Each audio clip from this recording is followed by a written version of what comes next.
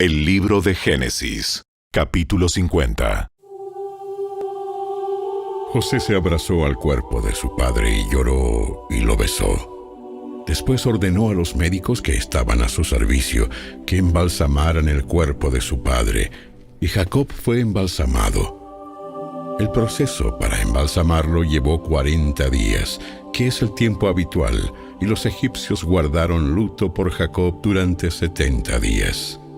Cumplido el periodo de luto, José se acercó a los consejeros del faraón y les dijo: Les ruego que me hagan el favor de hablar al faraón por mí. Díganle que mi padre me hizo pronunciar un juramento. Me dijo: escucha, yo estoy a punto de morir. Lleva mi cuerpo de regreso a la tierra de Canaán y entiérrame en la tumba que preparé para mí mismo. Por lo tanto, le ruego que me permita ir a enterrar a mi padre. Y después del entierro, regresaré sin demora. El faraón concedió la petición de José y le dijo: Ve y entierra a tu padre, tal como él te hizo prometer. Entonces José partió para enterrar a su padre. Lo acompañaron todos los funcionarios del faraón, todos los ancianos de la casa del faraón y todos los oficiales de alto rango de Egipto.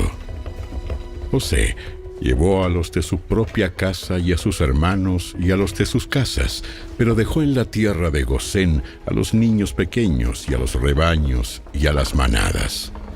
Una gran cantidad de carros de guerra con sus conductores acompañaron a José. Cuando llegaron al campo de trillar de Atad, cerca del río Jordán, llevaron a cabo un gran servicio conmemorativo muy solemne, con un período de 7 días de luto por el padre de José. Los cananeos que vivían en ese lugar los observaron lamentarse en el campo de trillar de Atad, y luego cambiaron el nombre del lugar, situado cerca del Jordán. Lo llamaron Abel Mizraim, porque dijeron: Este es un lugar de gran lamento para estos egipcios. Así que los hijos de Jacob hicieron tal como él les había ordenado. Llevaron su cuerpo a la tierra de Canaán y lo enterraron en la cueva que está en el campo de Macpela, cerca de Mamre. Esa es la cueva que Abraham le había comprado a Efrón, el hitita, como lugar de sepultura permanente. Después de haber enterrado a Jacob, José regresó a Egipto junto con sus hermanos y todos los que lo habían acompañado al entierro de su padre.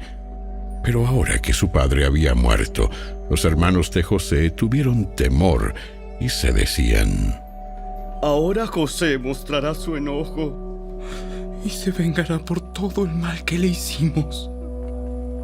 Entonces enviaron a José un mensaje que decía: Antes de morir, tu padre nos mandó que te dijéramos: por favor, perdona a tus hermanos por el gran mal que te hicieron, por el pecado de haberte tratado con tanta crueldad. Por eso nosotros, los siervos del Dios de tu padre, te suplicamos que perdones nuestro pecado. Cuando José recibió el mensaje, perdió el control y se echó a llorar. Entonces sus hermanos llegaron y se arrojaron al suelo delante de José y dijeron: ¡Mira! Somos tus esclavos. Pero José les respondió: No me tengan miedo. ¿Acaso soy Dios para castigarlos? Ustedes se propusieron hacerme mal, pero Dios dispuso todo para bien. Él me puso en este cargo para que yo pudiera salvar la vida de muchas personas. No tengan miedo. Yo seguiré cuidando de ustedes y de sus hijos. Así que hablándoles con ternura y bondad, los reconfortó. José y sus hermanos con sus familias siguieron viviendo en Egipto. José vivió hasta los 110 años de edad. Alcanzó a ver a 3 generaciones de los descendientes de su hijo Efraín, y vivió lo suficiente para ver el nacimiento de los hijos de Maquir, el hijo de Manasés, a quien recibió como suyos. José les dijo a sus hermanos: Yo pronto moriré, pero ciertamente Dios los ayudará y los sacará de esta tierra de Egipto. Él los hará volver a la tierra que solemnemente prometió dar a Abraham, a Isaac y a Jacob. Entonces José hizo jurar a los hijos de Israel y les dijo: Cuando Dios venga a ayudarlos y los lleve de regreso, deben llevarse mis huesos con ustedes. José murió a los 110 años de edad, y los egipcios lo embalsamaron y pusieron su cuerpo en un ataúd en Egipto.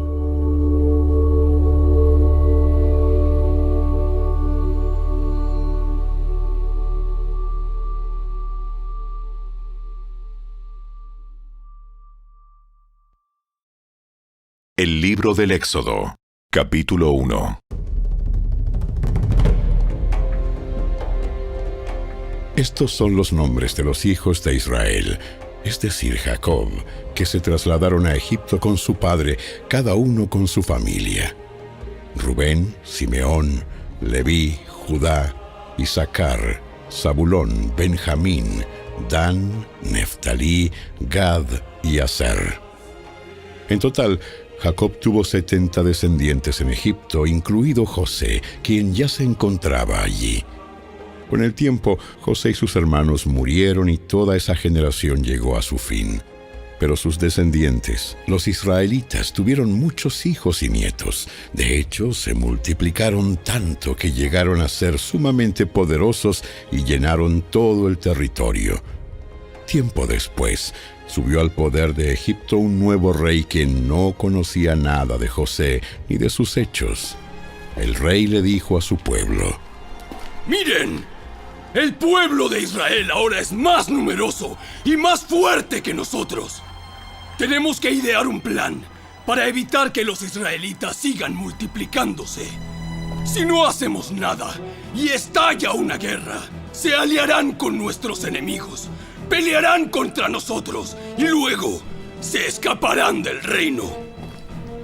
Por lo tanto, los egipcios esclavizaron a los israelitas y les pusieron capataces despiadados a fin de subyugarlos por medio de trabajos forzados. Los obligaron a construir las ciudades de Pitón y Ramsés como centros de almacenamiento para el rey. Sin embargo, cuanto más los oprimían, más los israelitas se multiplicaban y se esparcían, y tanto más se alarmaban los egipcios. Por eso los egipcios los hacían trabajar sin compasión. Les amargaban la vida forzándolos a hacer mezcla, a fabricar ladrillos y a hacer todo el trabajo del campo. Además eran crueles en todas sus exigencias. Después, el faraón, rey de Egipto, dio la siguiente orden a las parteras hebreas Sifra y Púa: Cuando ayuden a las mujeres hebreas en el parto, presten mucha atención durante el alumbramiento. Si el bebé es niño, mátenlo. Pero si es niña, déjenla vivir. Sin embargo, como las parteras temían a Dios, se negaron a obedecer las órdenes del rey y también dejaron vivir a los varoncitos. Entonces el rey de Egipto mandó llamar a las parteras. ¿Por qué hicieron esto? ¿Por qué dejaron con vida a los varones? Las mujeres hebreas no son como las egipcias. Son más vigorosas y dan a luz con tanta rapidez que siempre llegamos tarde. Por eso Dios fue bueno con las parteras y los israelitas siguieron multiplicándose y se hicieron cada vez más poderosos. Además, como las parteras temían a Dios, Él les concedió su propia familia. Entonces el faraón dio la siguiente orden a todo su pueblo: Tiren al río Nilo a todo niño hebreo recién nacido. Pero a las niñas pueden dejarlas con vida.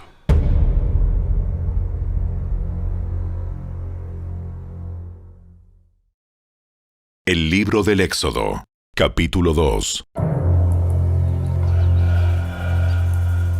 En esos días, un hombre y una mujer de la tribu de Leví se casaron. La mujer quedó embarazada y dio a luz un hijo. Al ver que era un niño excepcional, lo escondió durante 3 meses. Cuando ya no pudo ocultarlo más, tomó una canasta de juncos de papiro y la recubrió con brea y resina para hacerla resistente al agua. Después puso al niño en la canasta y la acomodó entre los juncos a la orilla del río Nilo. La hermana del bebé se mantuvo a cierta distancia para ver qué le pasaría al niño. Al poco tiempo, la hija del faraón bajó a bañarse en el río y sus sirvientas se paseaban por la orilla.